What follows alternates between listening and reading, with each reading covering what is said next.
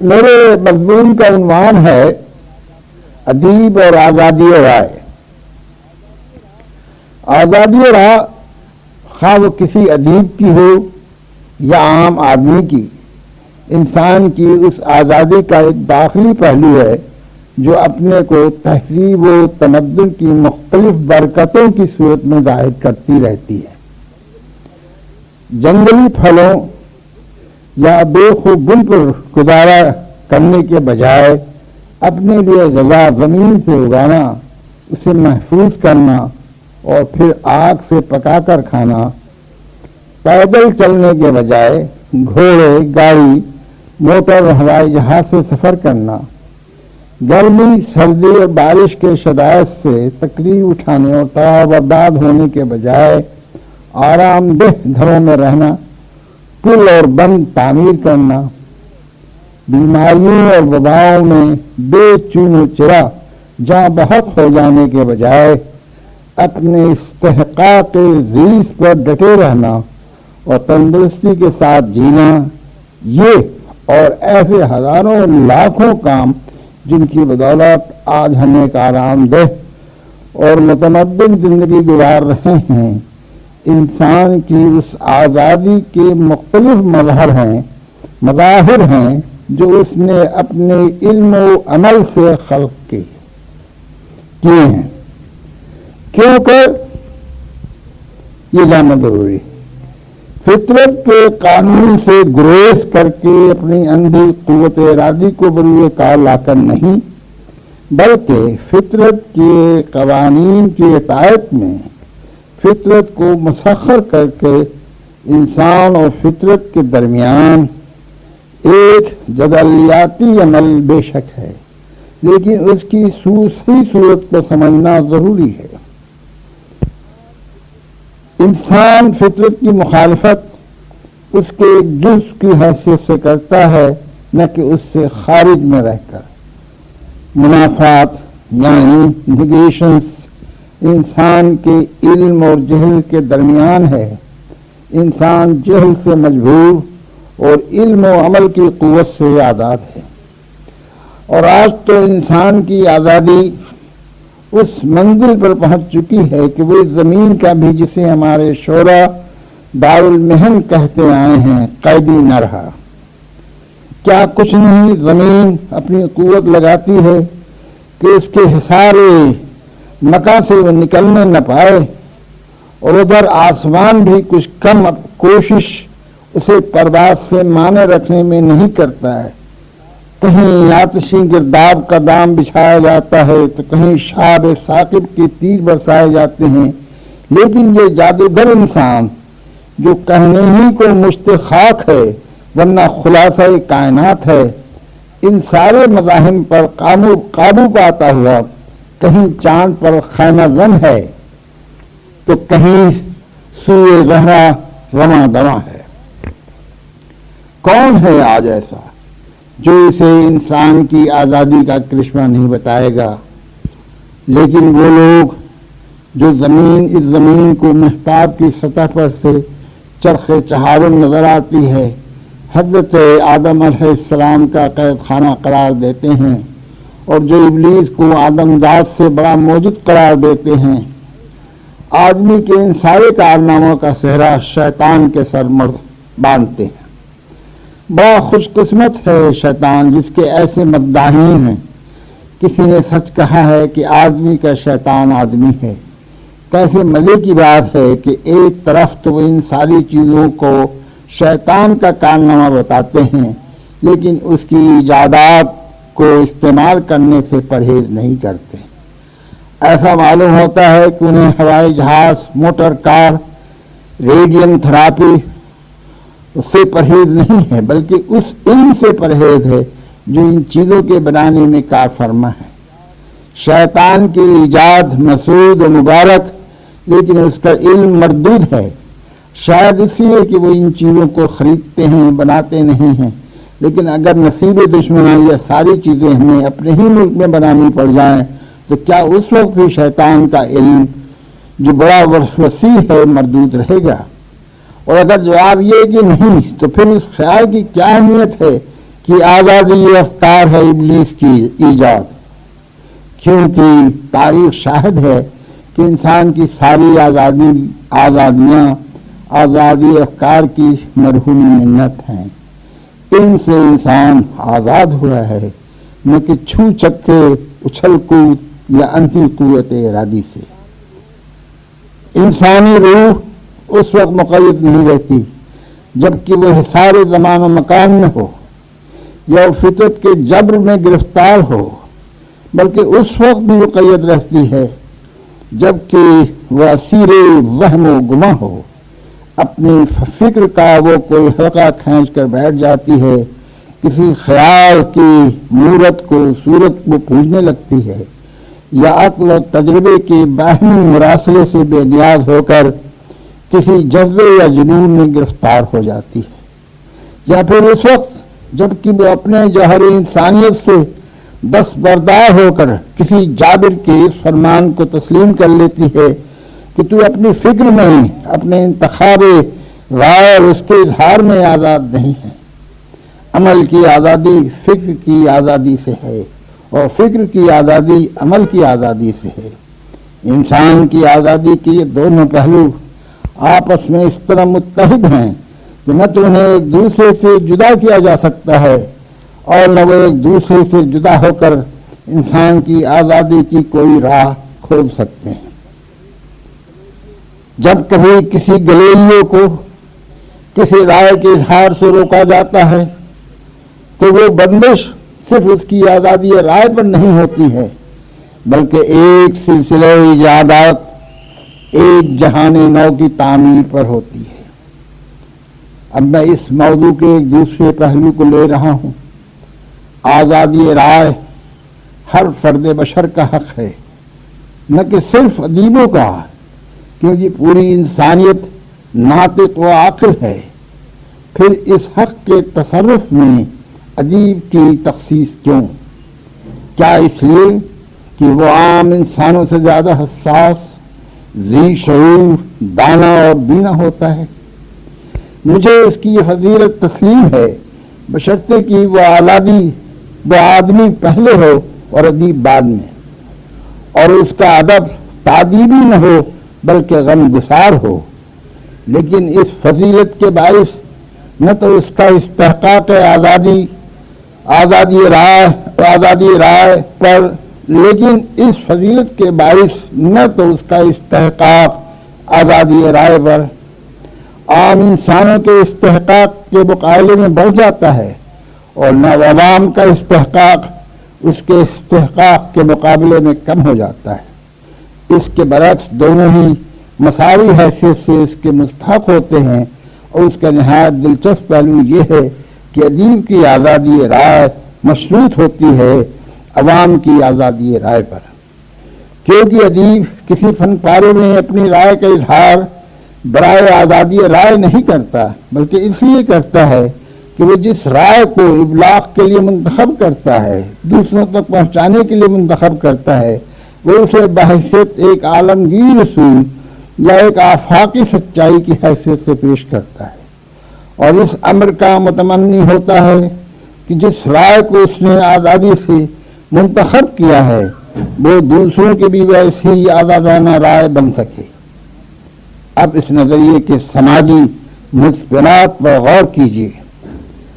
آزادانہ حیثیت سے منتخب کی ہوئی کسی رائے کو مارد اظہار میں لانے کا عمل اس امر کا مدعی ہے کہ دوسروں کی آزادی رائے کی بھی حمایت کی جائے، کیونکہ اس عالمگیر آزادی کے بغیر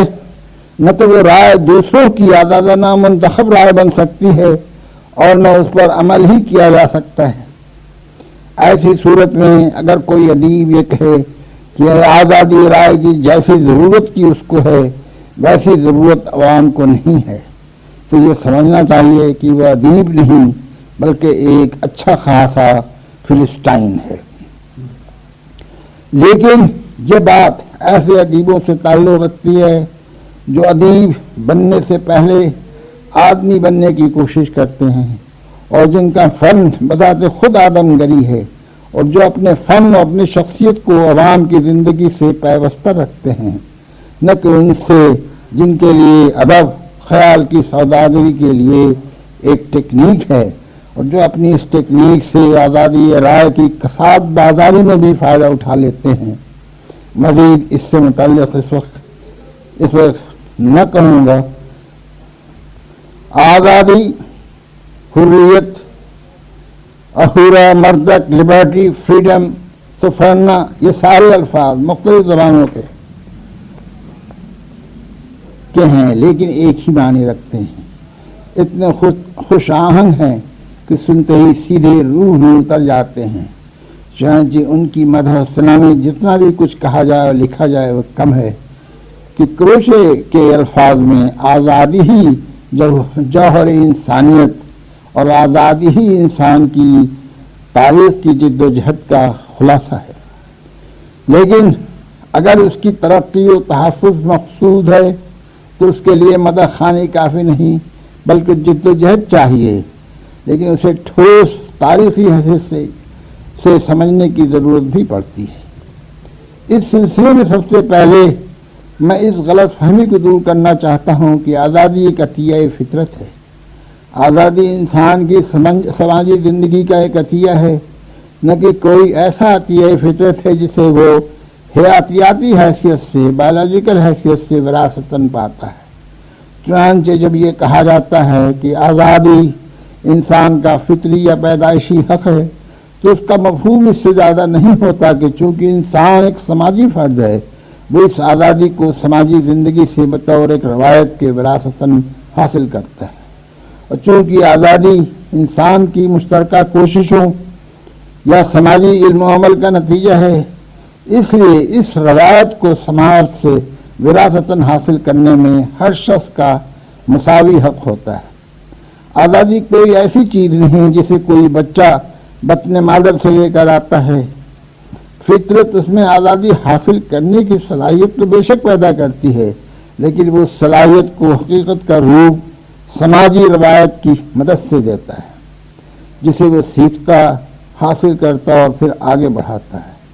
چنانچہ جب کوئی قوم آزادی کی برکتوں سے محروم ہو جاتی ہے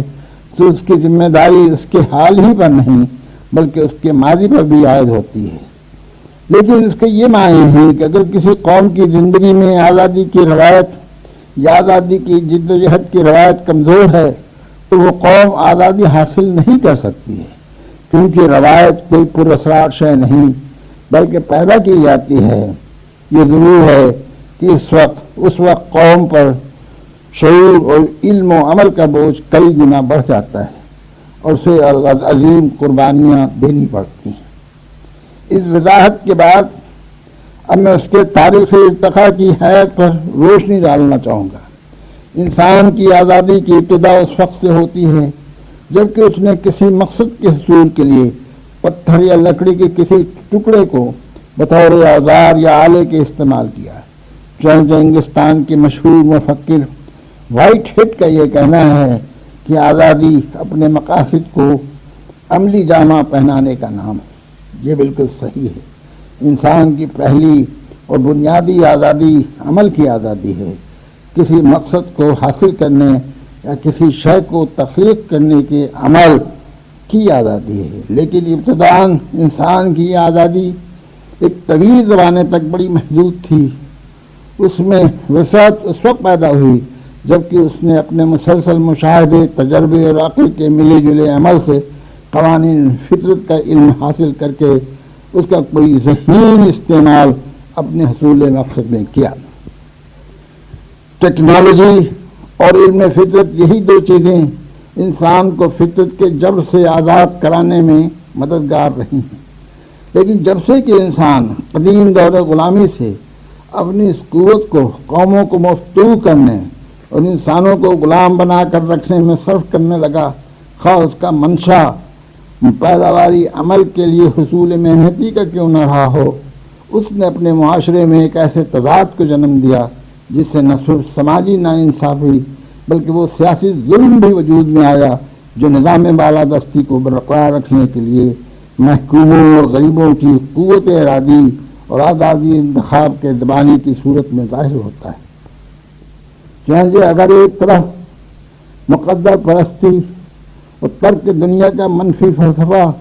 اس وقت جنم لیتا ہے جبکہ امام کی قوت ارادی اور آزادی انتخاب کو مسلسل دبانے کی صورت میں ان کو آزادی عمل سے محروم کر دیا جاتا ہے، تو دوسری طرف یہی سیاسی ظلم، یہی دستور ضبع بندی بغاوت کے رومانی فلسفوں کو بھی جنم دیتا ہے، جس کی بنیاد اندھی قوت ارادی یا جذبے اور جنون کی پرستش پر ہوتی ہے، یا کسی مسیحا طلبی یا رونمائی معجزہ کی امید پر ہوتی ہے۔ لیکن حصول آزادی کے دونوں راستے گمراہ کن ہیں۔ پہلا راستہ تو خیر بالکل منفی ہے، دوسرا راستہ بھی ناکامیاب ہی رہتا ہے، کیونکہ جس طرح کے انسان فطرت خارجیہ کو منقلب اس کے قوانین کے علم سے کرتا ہے نہ کہ تنہا اپنی قوت ارادے سے، اسی طرح سماجی ناانصافیوں اور سماجی ظلم کو بھی انسان اپنی تنہا قوت ارادی سے نہیں بلکہ سماجی ارتقاء کے قوانین کا علم حاصل کر کے کرتا ہے۔ اس سلسلے میں یہ بتانا غالباً بے جانا ہوگا کہ قوت ارادی کی آزادی اس سے زیادہ نہیں ہے کہ کسی شے کے بارے میں فیصلہ اس شے کے مکمل علم کے ساتھ کرنا چاہیے۔ قوت ارادی کے ساتھ ساتھ معروض یعنی آبجیکٹ کا مکمل علم حصول مقصد کے لیے ضروری ہے۔ اس کے یہ معنی ہوئے کہ حصول آزادی خارجی حالات کے مزاحم کو نظر انداز کرنے اور داخلیت کی آزادی پر بے تکان بھروسہ کرنے میں نہیں ہے،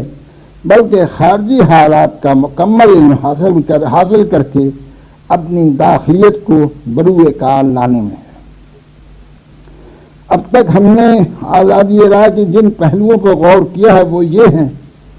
آزادی رائے انسان کی آزادی عمل کا داخلی پہلو ہے۔ یہ دونوں پہلو آپس میں متحد ہیں، آزادی رائے سے آزادی عمل اور آزادی عمل سے آزادی رائے ہے، اور آزادی عمل اپنے مقاصد کو عملی جامہ پہنانے کا نام ہے۔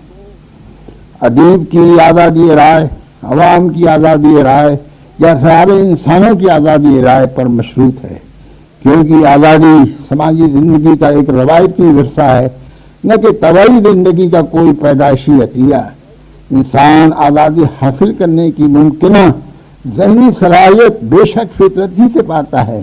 لیکن چونکہ وہ اپنی ممکنہ صلاحیت کو حقیقت میں تبدیل کرنے کا سماجی عمل سماجی ذہن کے تعاون سے کرتا ہے، اس لیے آزادی اور آزادی رائے دونوں ہی ہر فرد بشر کا حصہ ہیں، اور یہ حق کسی بھی فرد بشر کو نہیں پہنچتا جو دوسروں کی آزادی رائے کو بالادستی کے کسی نظام یا بندوق یا سرمایہ یا اشتہار کی قوت سے دبائے۔ اب میں آزادی رائے کو ادب کے رشتے سے جانچوں گا۔ اس سلسلے میں پہلا سوال یہ پیدا ہوتا ہے کہ جب ادب بنیادی حیثیت سے حقیقت کا ایک تخیلی روپ ہے، کس حد تک اس کو عقل کے معیار سے جانچنا چاہیے؟ دوسرا سوال یہ پیدا ہوتا ہے کہ کس حد تک ایک باشعور ادیب پر عام انسانوں کے مقابلے میں اظہار رائے کی آزادی حاصل کرنے کی ذمہ داری عائد ہوتی ہے۔ جہاں تک کہ پہلے سوال کا تعلق ہے کہ وہ بظاہر موضوع سے خارج میں ہے، لیکن میں نے اس کو اس لیے اٹھایا کہ ادیب ہمیشہ مثبت رائے پیش نہیں کرتا، وہ کبھی کبھی بلکہ بیشتر منفی رائے پیش کرتا ہے۔ اس کی نظر کمزوریوں پر زیادہ اور خوبیوں پر کم ہوتی ہے۔ پھر یہ کہ وہ جب کسی عیب کو نمایاں کرنے کے لیے حقیقت کو توڑ مروڑ بھی دیتا ہے یا اسے مبالغے کے ساتھ پیش کرتا ہے۔ ان ساری صورتوں میں اس کی رائے کو صرف معقولات کے تصورات سے جانچنا نہیں چاہیے، بلکہ چشم تخیل کو بھی رائے دینی چاہیے، اور اگر وہ زیادہ تلخ و ترش ہے اس کی رائے تو اس کو برداشت کرنا چاہیے۔ دوسرا سوال اس لیے اٹھایا ہے کہ ہر بڑا ادیب اور ہر بڑا مفکر اپنی غیر معمولی بصیرت رکھنے کے باعث اپنے زمانے کے تاریخی حدود سے بہت آگے سوچتا ہے۔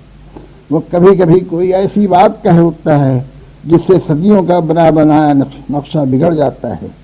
اس کی پاداش میں اسے پرومیتھیس کی طرح چٹانوں سے باندھا جا سکتا ہے،